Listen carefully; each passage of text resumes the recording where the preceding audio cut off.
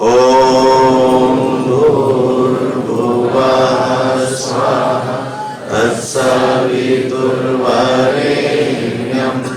भर्गो देवस्य धीमहि धियो यो नः प्रचोदयात्।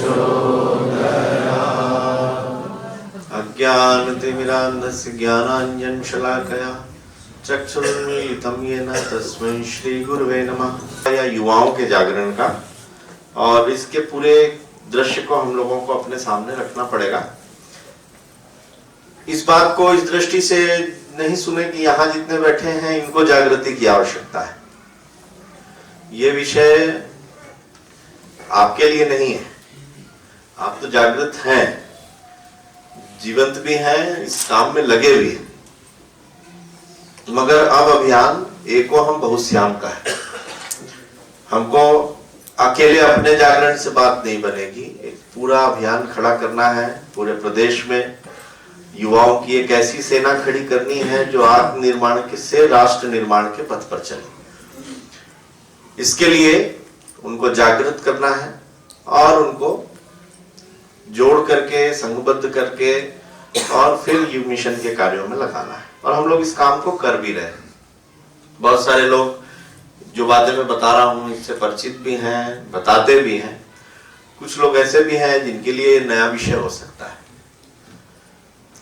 मगर मिशन के लिए ये आंदोलन बिल्कुल भी नया नहीं है। युग निर्माण के लिए ये बात मैंने अपने, जब भी मुझे अवसर मिलता है, बार बार कहता हूं कि ये युग निर्माण मिशन जो है ये केवल और केवल युवा आंदोलन है, इससे अलग और कुछ है ही नहीं। क्योंकि आप इसमें आप पीछे चल के देखें तो पूज्य गुरुदेव को जब दादा गुरुदेव ने अपने मार्गदर्शन में लिया या पहली बार जब उनको अपने साथ जोड़ा तो गुरुदेव की उम्र थी 15 साल और गुरुदेव के जीवन की पूरी साधना और पूरा पुरुषार्थ उनके यौवन काल में अधिक दिखाई देता है। बाकी तो जीवन भर गुरुदेव तो कहते हैं कि हमारे तो बेटा भेड़ के बाल सफेद हो गए तो कोई बात नहीं, मगर वो भेड़ के बच्चे के बाल तो बचपन से सफेद रहते हैं। तो उम्र से तो गुरुदेव को नहीं नाप सकते, उनकी तो आत्मा कई हजार साल की आत्मा थी गुरुदेव की उम्र। तो भी इस शरीर को धारण करके यदि उन्होंने जो पुरुषार्थ किया वो ही अपने यौवन काल से, और जिन तक उन्होंने पहुंचे और जिनको जोड़ा वो लोग भी युवा। आप में जितने भी लोग यहाँ बैठे हुए हैं, मैं विश्वास के साथ कह सकता हूँ कि जो भी सफेद बाल वाले भाई बहन हमारे बीच में बैठे हुए हैं, इसमें बहुत थोड़े से लोग होंगे जो अपने बुढ़ापे में गुरुजी से जुड़े हैं, बहुत थोड़े से। बाकी ये वो लोग हैं जिन्होंने अपने यौवन को इस युवा युग निर्माण आंदोलन में अपने आप को समर्पित किया। और रिले रेस है, और अब ये दौड़ वहां आकर के खड़ी हो गई है जहां ये जो डंडी है दौड़ की वो अगले हाथों पे थमानी।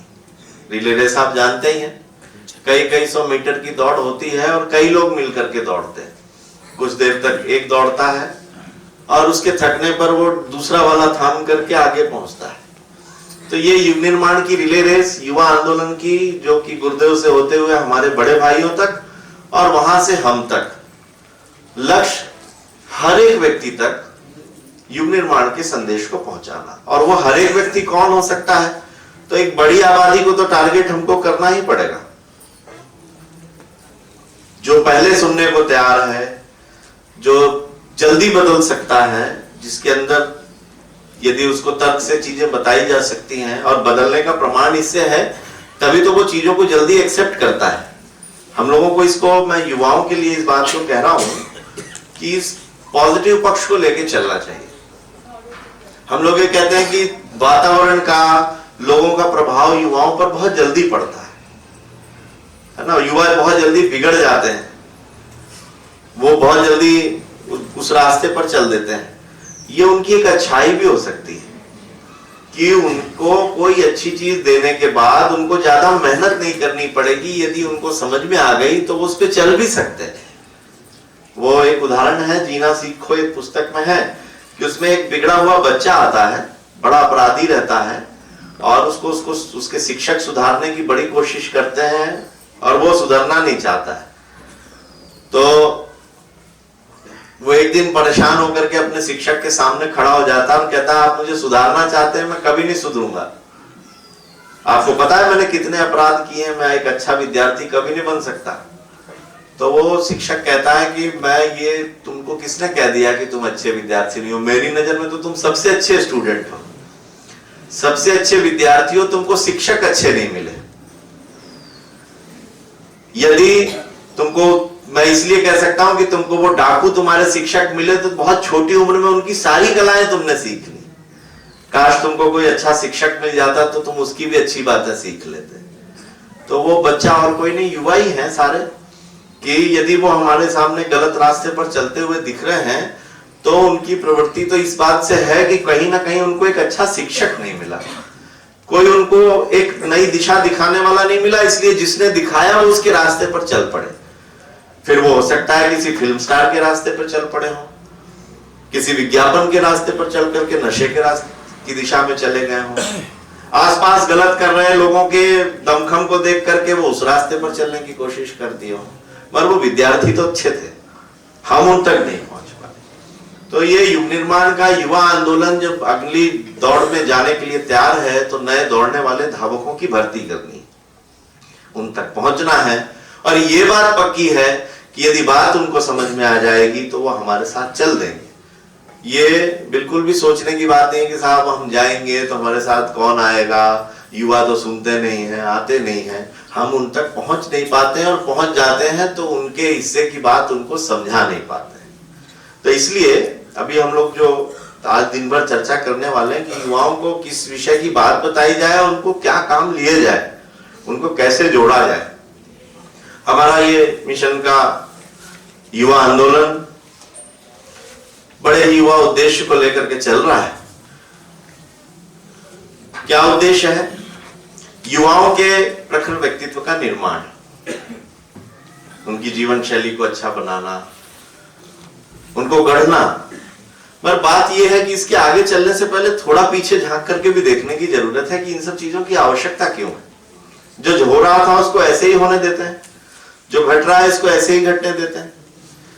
तो हम जरा अपने पिछले, वैसे तो कहते हैं कि हम पिछली बातों पर चर्चा क्यों करें, मगर थोड़ा सा करने की जरूरत है। और केवल उजली ही नहीं, उजली अंधेरे हर तरह की बातों पर चर्चा की जा सकते हैं।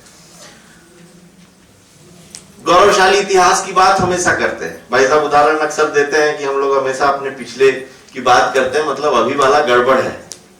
मगर ये तो है कि पिछला इतिहास तो हमारा बड़ा गौरवशाली रहा है युवाओं की दृष्टि से। चाहे आप किसी भी युग का देख लें, चाहे हम राम के समय की बात कहें, त्रेता की बात हो, उससे पहले वैदिक काल की बात हो, तो वो पूरा हमारा जो आर्ष ग्रंथ है वो युवाओं का पुरुषार्थ ही तो दिखता है हमारे वेदों में और उपनिषदों में। वो ऋषि कौन है जो हमको पूरी दुनिया के लिए ज्ञान विज्ञान दे रहे हैं? वो युवा, वैदिक काल के युवा, जिन्होंने पूरी दुनिया को, पूरी सातों कह सकते हैं धरा को, सप्तद्वीपों को जीना सिखाया, भाषा सिखाई, कपड़े पहनने सिखाए, समाज में रहना सिखाया, परिवार में रहना सिखाया। त्रेता काल के वो युवा जो कि एकदम समाज में कहीं नहीं थे, उनको हम लोग देवता ना भी माने तो वो एकदम छोटे छोटे लोग, और वो भगवान के साथ जुड़ते हैं। और वो युवा भगवान, जिसको भगवान हम आज कह रहे हैं उस जमाने के, तो वो युवा राजकुमार जो इस धरती को निशाचरों से मुक्त करने का सबकी शपथ लेकर के आगे चलते हैं।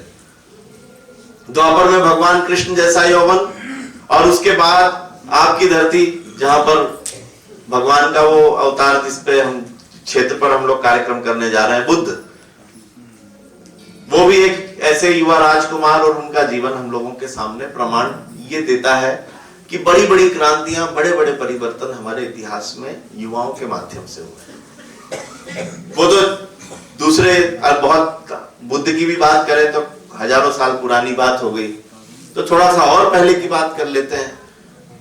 हम रास्ते पर भी चल दिए, युवा नशे के रास्ते पर चला तो हमारा देश नशे के रास्ते पर भी जाने लगा। तो अब इसी धारा को ही पकड़ के हमको चलना होगा कि जब हम देख रहे हैं कि पूरी दुनिया पतन के रास्ते पर जा रही है और उसका कारण केवल एक है कि में रहने वाले जो युवा हैं, जिसको पूरी सोसाइटी फॉलो करती है, वो पतन के रास्ते पर है। तो हम केवल एक काम करें कि युवाओं को जोड़ें, उनको जीवन जीने का ढंग सिखाएं, उनको उनके आत्म को विकसित करें, उनके व्यक्तित्व को अच्छा बनाएं और उनको सृजन के रास्ते पर लगा दें। दुनिया उनको फॉलो करेगी और सहज रूप से जो वो वातावरण है वो वैसा ही जागृति का बनने लगेगा। इसलिए जो इस पूरे अभियान का नाम है, उसका नाम है युवा जागरण से राष्ट्र जागरण। युवा जागृति बनाम राष्ट्र जागृति। तो राष्ट्र कोई पुरुष नहीं है। अभी भारत माता का गीत गाया जा रहा था कि वो एक महर्षि अरविंद की कल्पना है और हम लोग उसको मानते भी हैं कि भारत माता के पैर हिंद सागर वो करता है और उसके मुकुट है और उसके हाथ में, तो वो दृश्य को हम लोग मानते तो हैं, मगर ये जीता जाता राष्ट्र पुरुष यदि कोई है तो वो युवा शक्ति है, वो लोग हैं जो उसमें रहते हैं। और यदि वो जागृत और जीवंत है तो देश जागृत और जीवंत है। तो अब युवाओं को जगाना किस आधार पे है, कैसे जगाना है? तो कौन लोग जगाएं, युवा कौन होता है? तो ये बातें तो हम लोग जानते हैं, पर युवाओं को बताना पड़ेगा कि युवा कौन, युवा कौन, बताइए युवा कौन? जो घर में सबसे देर से उठता हो, जो किसी की बात ना मानता हो, क्षमा कीजिएगा जो इसमें युवा साथी बैठे हो, तन से बूढ़ा ना हो, मन से बात तो बहुत बढ़िया है, मगर ऐसा है जो तन से बूढ़ा हो और मन से ना। अच्छा ठीक है, मगर हमको तो ऐसा ही दिखता है। कैसा वाला जो अभी हम बात कह रहे थे। और कहाँ मिलते हैं? मॉल में मिल जाएंगे। युवा नाम की प्रजाति आपको कहीं विंडो शॉपिंग करते हुए, टाइम पास करते हुए, बात बात पर झगड़ा फसाद करते हुए। नेताजी अभी चुनाव आ रहे हैं, आपको यदि युवा ढूंढने हो कहाँ मिलेंगे तो बताइए कहाँ मिलेंगे? नेताजी के किसी एक बड़े नेताजी के दरवाजे पे जिंदाबाद मुर्दाबाद करते हुए, तोड़फोड़ करते हुए, स्कूल कॉलेज में दंगा फसाद करते हुए। ये कौन लोग हैं? कोई सफेद बाल वाले लोग हैं। तो फिर युवा कौन? ये युवा असल में युवा कौन? तो ये तो हैं जो भटके हुए युवा हैं या सो रहे युवा हैं। तो युवा कौन जो परिभाषा जो आप लोग कह रहे हैं, कई बार हम लोग पढ़ते हैं, कहते हैं युवा कौन? जिस असंभव जिसके शब्दकोश में नहीं, जो वर्तमान में जीता है और भविष्य के सुनहरे सपने देखता है। आप किसी बुजुर्ग व्यक्ति के पास जाके खड़े हो जाइए और उनसे जैसे ही आप बैठेंगे वो तुरंत अपने जवानी में चले जाएंगे। हम दौड़ के स्कूल जाते थे तो तैर के जाते थे और ऐसा करते थे और पेड़ पे चढ़ते थे और हमारे जमाने में तो हम लोग ये खाते थे और वो करते थे। कहाँ जा रहे हैं? पीछे। और किसी छोटे बच्चे को लेके बैठिए तो वो तो इस दुनिया की बात ही नहीं कर रहा होगा, वो बहुत आगे की सोच रहा है। और युवा कौन? जो अभी की बात करे, वर्तमान में जिए। तो अभी यदि मान लीजिए कोई युवा हमको पिछली बात करता हुआ दिखे या केवल सपने में ही डूबा हुआ है, वो ना होकर के जो वर्तमान में जीता, जो परिस्थितियों का दास नहीं, निर्माता, नियंत्रण करता और स्वामी है, जो भाग्य पर नहीं अपने कर्म पर विश्वास करता है, जिसमें उमंग है, उत्साह है, जोश है, सुनहरे भविष्य के सपने संजोता है, जो स्वयं सब कुछ करके गौरव अनुभव करता है, विश्व में कुछ नया करने के सपने देखता है। पीछे चलना तो सबको आता है, कोई नया रास्ता बनाए, कोई नई लाइन बनाए, वो युवा है। अब ये युवा है, या हम कह सकते हैं ऐसे युवा हमको बनाने। उम्र की दृष्टि से हो सकता है जो संकट हमारे सामने खड़े हैं उन संकटों से उबारेगा कौन? तो ये भी बात है कि युवा ही उबारेगा। और ये भगवान चाहता है, हम लोग नहीं चाहते। स्वामी विवेकानंद ने ये बात कही है, महर्षि अरविंद ने ये बात कही।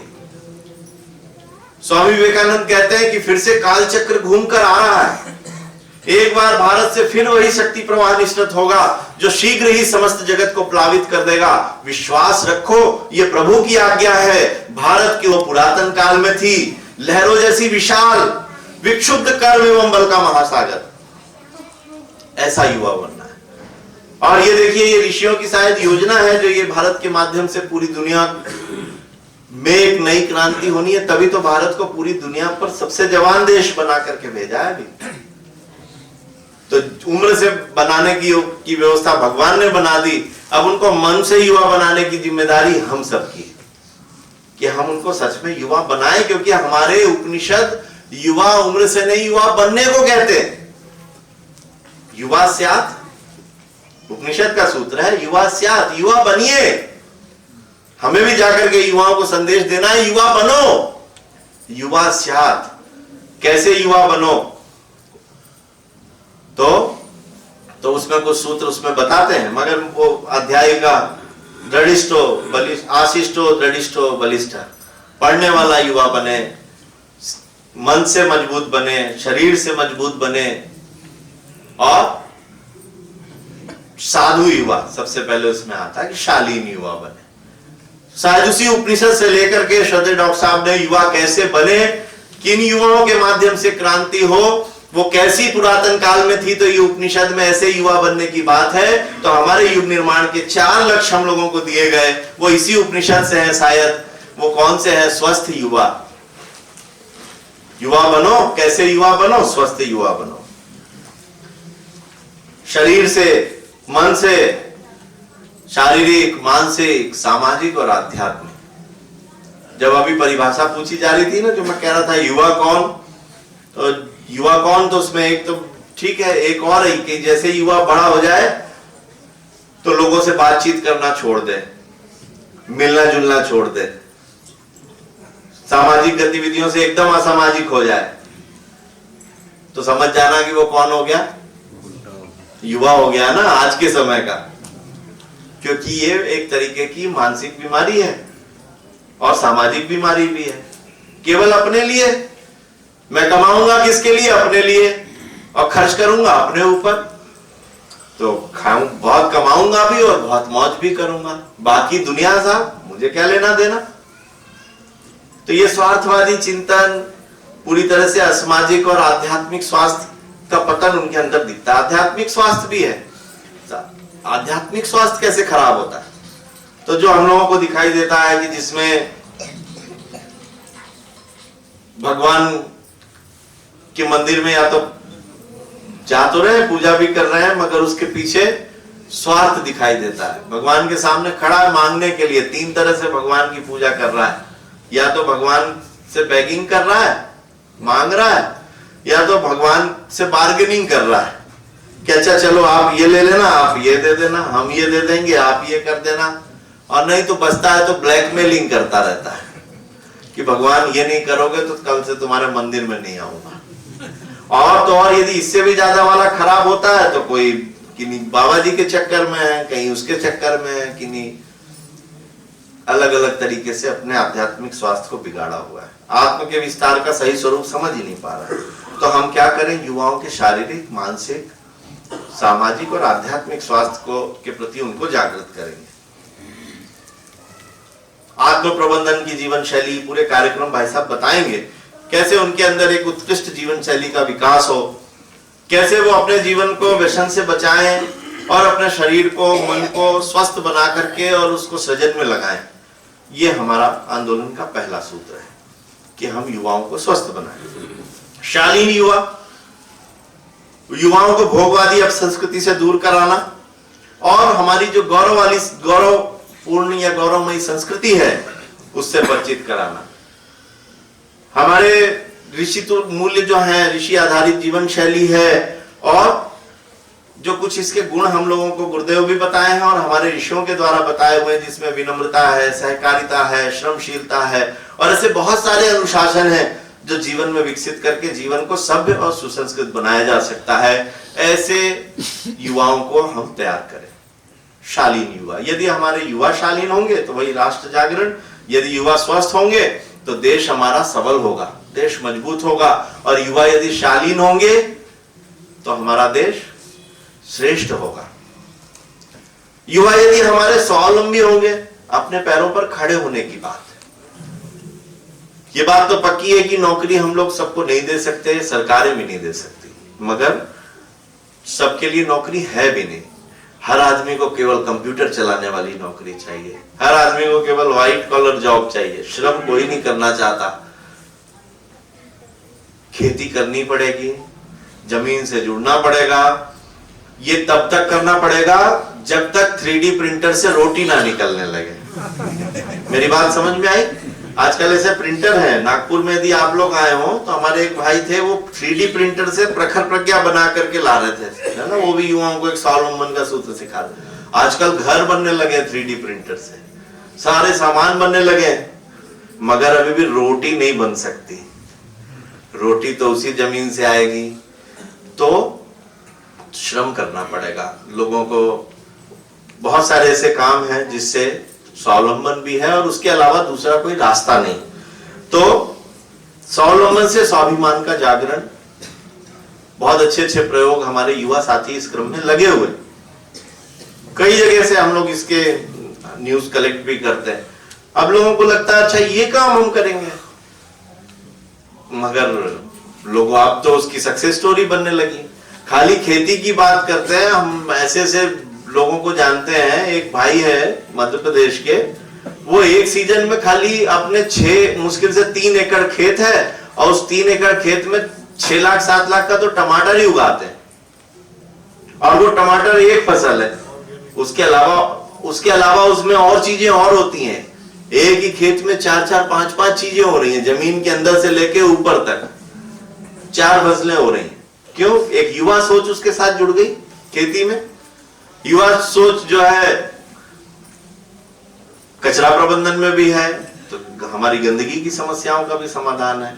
युवा सोच जुड़ी तो घर में उपयोग करने वाली वस्तुएं, हमारे बहुत सारे ऐसे युवा साथी हैं जो घरों में उपयोग होने वाले मसाले, हल्दी, धनिया, गरम मसाले, सब घर में उपयोग होने वाले, और इसके लिए पूरी नेटवर्क बनाने से लेकर के मार्केटिंग तक में 100 लोगों को रोजगार दिया हुआ है। और एक यूनिट ने बहनों को भी इसमें जोड़ा हुआ है काम में। और नियम यही है कि आपको सवेरे पहले गायत्री मंत्र जपना पड़ेगा, यज्ञ करना पड़ेगा साप्ताहिक, तब आपको काम देंगे। ऐसे हमारे स्वावलंबी युवा खड़े हो रहे हैं। हम लोग भी कोशिश करें कि युवाओं को बेकारी से मुक्ति दिलाएं। बेरोजगारी कोई समस्या है ही नहीं, पूज्य गुरुदेव कहते हैं बेकारी समस्या है, हम लोग इस पे प्रयास कर रहे हैं। यदि युवा स्वावलंबी होगा तो ही हमारा देश संपन्न हो सकता है। युवाओं को श्रम के प्रति सम्मान दिलाना, ये एक समग्र स्वावलंबन की बात है। मान लीजिए काम करते भी हैं, हो रहा स्वरोजगार है, मगर अपने छोटे छोटे काम के लिए दूसरों पर आश्रित हैं, तो वो भी स्वावलंबन नहीं है। तो इसके लिए भी जागृति हम लोग इसके लिए पैदा करते हैं कि हमारे युवा साथी अपने पैरों पर खड़े हों दोनों रूप से। और अंतिम है जिस पर कि ये पूरा अभियान टिका हुआ है, आप सब भी इसी के माध्यम से काम कर रहे हैं, वो है सेवा भावी युवा। युवाओं को सेवा के पथ पर आगे बढ़ाना, क्योंकि युवा सेवा भावी होंगे तो देश सुखी होगा। अब सेवा कैसी होनी चाहिए? एक बार आप लोगों में बहुत सारे लोग शिक्षक होंगे, जानते होंगे स्काउट गाइड होता है ना। स्काउट गाइड में स्कार्फ होता है, स्कार्फ में गांठ लगाई जाती है, सर नॉट बोलते हैं उसको। आप कोई सेवा करिए, गांठ लगा लीजिए। अब वो वर्दी उतारते समय जितनी गांठें होंगी उतना आपने अच्छा काम किया, और यदि आपने वर्दी पहनी और उसमें एक भी गांठ नहीं लग पाई, मतलब आज की वर्दी पहनना बेकार। आज का वर्दी पहनना बेकार है। मनुष्य जीवन के लिए भी ऐसी कोई गांठ की जगह होनी चाहिए कि आज का जीवन मिला तो कोई सर नोट लगी कि नहीं लगी, नहीं लगी तो इसका मतलब कि आज का ये जीवन बेकार है। बड़ी अच्छी उसकी थ्योरी है। शिक्षिका ने अपने बच्चों को सिखाया। अगले दिन स्काउट का दिन था, सब बच्चे स्काउट की यूनिफॉर्म पहन करके स्कूल आए। 2 बच्चे देर से आए, बहुत देर से आए। पूरे जब आए तो बाल बिखरे हुए, हाथ पैर गंदे, धूल मिट्टी। टीचर ने पूछा इतनी देर कैसे हो गई? तो उन्होंने अपनी स्कार्फ की नॉट दिखाई। टीचर देखिए सर्व नॉट, सेवा करके आ रहे हैं। कौन सी सेवा करी है ऐसी जो तुम लोगों को इतनी देर हो गई स्कूल आने में और तुम्हारी ये हालत हो गई? सेवा तो करी है तो बहुत अच्छा काम किया। उन्होंने कहा टीचर हमने एक बूढ़ी महिला को रोड क्रॉस कराया। तुमने रोड क्रॉस कराया तो फिर तुम्हारी ये हालत क्यों हो गई? वो रोड क्रॉस करना नहीं चाह रही थी। तो उसको हम लोग एक बार इधर से उधर लेके गए, वापस चली गई, फिर जबरदस्ती लेके गए, फिर घसीट के लेके गए और फिर तो उसने वो मारा है हमको, बड़ी मुश्किल से आए। आजकल समाज में ऐसी सेवा होती दिखती है। सामने उस सेवा की जरूरत है क्या? भरे पेट वाले खाना खा लेते हैं, अरे हमने तो बढ़िया भंडारा चलाया, क्या फर्क पड़ता है? तो ऐसी सेवा की जरूरत कहाँ है? हम लोगों को सेवा का मतलब तो बहुत ऊंचा है। अब यही जो अर्थ है सेवा का, हमारे कहा जाता है ऋषि ऋण, देव ऋण, अपित ऋण से मुक्त होने के लिए सेवा की जाती है। अब इस भाव को युवाओं के अंदर पैदा करना पड़ेगा। हम जो पहन रहे हैं, खा रहे हैं, ये सब कुछ हमारे ऊपर कर्ज है, किसी ना किसी का, हमारे पूर्वजों का कर्ज है, ये शोध करने वाले वैज्ञानिक ऋषियों का कर्ज है, ये पेड़ों का कर्ज है, सूर्य भगवान का कर्ज है, धरती माता का कर्ज है। कौन उतारेगा? हम कमा के कुछ भी नहीं ले पा रहे हैं, हम लोग तो उसको केवल उसका एक धन्यवाद स्वरूप पैसे दे पा रहे हैं। वो उसका ऋण तो तब उतरता है जो हम प्रकृति को लौटा पाए। इसलिए युवाओं को सेवा का सही स्वरूप क्या हो सकता है कि लोगों को ये दुनिया एक तरह से पतन की ओर जा रही है, पतन निवारण की सेवा पूज्य गुरुदेव ने सबसे बड़ी कही है। युवाओं के अंदर संवेदना का विकास हो। सेवा इसलिए नहीं कि दिखावे वाली कि मैं सेवा करूंगा तो बहुत जगह मेरा नाम छपेगा, मेरी फोटो आएगी, लोग वाहवाही करेंगे। नहीं, मेरे अंदर सच में वेदना है कि सामने दुनिया जो है वो पतन के रास्ते पर जा रही है, लोग भटक रहे हैं, लोग नशे के रास्ते पर हैं, लोगों के घर टूट रहे हैं, बच्चे कुसंस्कारी हो रहे हैं, धरती पर सांस लेने के लिए ऑक्सीजन नहीं बची है, पीने के लिए साफ पानी नहीं बचा है, जमीन जहरी हो गई है, लोग जहर की खेती कर रहे हैं, लोग तरह तरह की बीमारियों से पीड़ित हो रहे हैं। इससे कौन मुक्ति दिलाएगा? ये संवेदना जागृत हो, सच में हर एक युवा हाथ उठा करके कहे कि अब मैं इन सारी समस्याओं से लड़ने के लिए अपने आप को एकजुट करूंगा, अपने समय प्रतिभा साधन को लगाऊंगा। इस संवेदना का विकास करना है। हम लोग कोई ना एनजीओ है, ना कोई हम लोग ऐसे कोई रोटरी क्लब और फलाने क्लब वाले हैं कि सेवा हम पैशन के लिए करते हैं। हम लोग सेवा इसलिए करते हैं क्योंकि हमारे अंदर संवेदना है और इसी संवेदना को हम युवाओं के अंदर जागृत करना चाहते हैं। संवेदनशील युवा हो तब वो सेवा कर सकते हैं, लंबे समय तक सेवा कर सकते हैं। जब हम उनके मन में आने लगे कि सामने वाली जो दुनिया है ये भी वही आत्मा है जो मेरे अंदर है, उनका दर्द मेरे अंदर है, तब हम लोग सेवा कर सकते हैं। इस भाव को विकसित करना है युवाओं के अंदर। पहले दिन से हम लोगों को इस भाव को रखना पड़ेगा, नहीं तो हमारी सेवा गलत रास्ते पर चली जाती है। श्रेय लेने वाली सेवा चली जाती है, आपस में भेद पैदा करने वाली सेवा चली जाती है। तो ये हम लोगों को ध्यान देना होगा। सेवा के लिए क्या करना पड़ेगा? तो वही जो गुरुदेव ने हम सबसे मांगा है, युवाओं से भी मांगना पड़ेगा। उनका समय, श्रम, प्रतिभा, साधन सब समाज के लिए उनसे मांगना पड़ेगा। यदि युवा इस रास्ते पर चलेंगे तब हमारा देश सुखी होगा। सेवा भावी युवा, सुखी राष्ट्र। तो जो युवा ऐसे बन सके, ऐसे युवाओं का इस राष्ट्र के निर्माण में आह्वान है। आप सबका आह्वान है कि आप ऐसे युवाओं को अपने साथ जोड़िए। दो परिप्रेक्ष्य है अपने प्रदेश के विकास के लिए भी कि आवश्यकता है कि भाई हमारे युवा जागृत होंगे, संगठित होंगे। इसमें चार ही काम है और विस्तार से भाई साहब बताएंगे। युवाओं को खोजना, उन तक ये जागृति का संदेश पहुंचाना, फिर उनके व्यक्तित्व विकास के लिए, उनके जीवन के निर्माण के लिए उनको प्रशिक्षित करना, फिर उनकी टीम बनाना। कैसे जुड़े? साहब अकेले हम भी काम कर रहे हैं, आप भी काम कर रहे हैं, और जब आप यूनाइटेड होकर काम कर रहे हैं तो पूरा काम एक आंधी की तरह से हो सकता है। तो युवाओं को एकजुट करना, संघबद्ध करना, उनके छोटे छोटे युवा मंडल बनाना और फिर उनको सेवा के काम में, सृजन के काम में लगाना। युवाओं की खोज, उनका प्रशिक्षण, उनको संघबद्ध करना और सेवा के कार्यों में उनको नियोजित करना। ये काम हमारा युवा प्रकोष्ठ के माध्यम से, शांति कुंज के माध्यम से चलता है और जो भी नए युवा जुड़ते हैं उनको इसी रास्ते पर चलना होता है। तो अपने प्रदेश में हम काम करेंगे, अपने प्रदेश की समस्याओं का समाधान खोजेंगे। और दूसरा वाला पक्ष तो है ही कि जो युवा हमारे प्रदेश से चलिए बाहर भी जाएंगे, पढ़ के बाहर जाएंगे, तो वो चाहे साउथ में जाकर के किसी बड़ी कंपनी में काम करेंगे और चाहे विदेश में जाके काम करेंगे, देश के किसी कोने में भी जाके काम करेंगे। बच्चियां शादी होकर के दूसरे प्रांत में जाएंगी, वहां भी युग निर्माण का संदेश लेकर के जाएंगी। पूरी दुनिया में हमारे युवा जाएं और बिखर करके काम करें, उनकी टकसाल हमारे शहर में होनी चाहिए कि हर जगह हम तैयार करें और वो जाके वहां काम करें। तो इस पर हम लोग यहाँ जो जुटे हैं इसी उद्देश्य के लिए जुटे हैं। और श्रावस्ती में भी जो हम लोग जुटेंगे वो इसी को सामने लाके जुटेंगे कि साहब ये भी हमारे जिले के ये 50 युवा भाई बहन है जिनको हमने 1 साल में तैयार किया है। युवा मतलब अब इस पे थोड़ा सा हम लोगों को विचार करने की जरूरत है।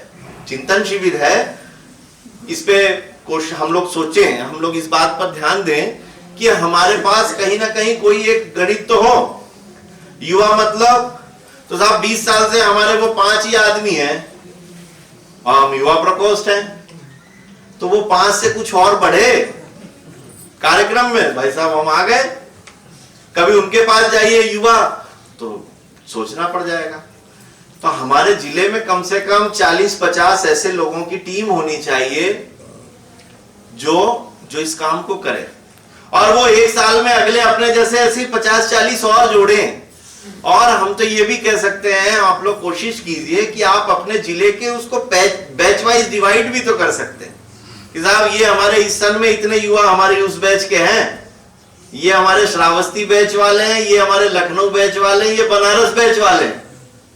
कुछ हमने ऐसा कुछ गैडर बनाया? कुछ नहीं है। आओ, मन करे तो आओ, नहीं मन करे तो मत आओ। अलग अलग लेवल पे हो, उनका अलग अलग लेवल पे प्रशिक्षण होता रहे और वो आगे काम करते रहे। हर गांव में हमारी टीम हो, जिले के हर क्षेत्र में हो, और जिले स्तर पर कम से कम 20-25 युवाओं की एकदम सक्रिय टीम हो जो एक आवाज पर, एक फोन पर खड़ी हो किसी भी काम के लिए। फिर उनको ना चिट्ठी चाहिए भाई साहब, एक पत्र मिल जाता, एक शांति कुंज से चिट्ठी आ जाती, एक हमारे उपजोन में भी आ जाती, एक जोन में भी आ जाती। वो सब काम सरकारी वाले हैं। क्रांति करने के लिए तो बस एक संदेश चाहिए। रात को 12 बजे भी आपको उठाना पड़े कि भाई साहब एक आपदा की समस्या है और हम लोगों को 20 युवाओं को चलना है, तो आप चिट्ठी का इंतजार करोगे? किसकी कहां चिट्ठी डलेगी? वो तो हमारे 20 युवा हैं, चलिए चलिए कहां चलना है? ऐसी टीम को खड़ा करना है। आप लोगों ने धैर्य से हमारी बात को सुना। बस आखिरी में आपसे यही कहूंगा कि हम सब लोग अपना समय, अपनी प्रतिभा तो लगा ही रहे हैं, अपने जैसे 5-5 युवाओं को इस अभियान में जोड़ें और जिले स्तर पर एक समृद्ध युवाओं का संगठन तैयार करें। बहुत बहुत धन्यवाद।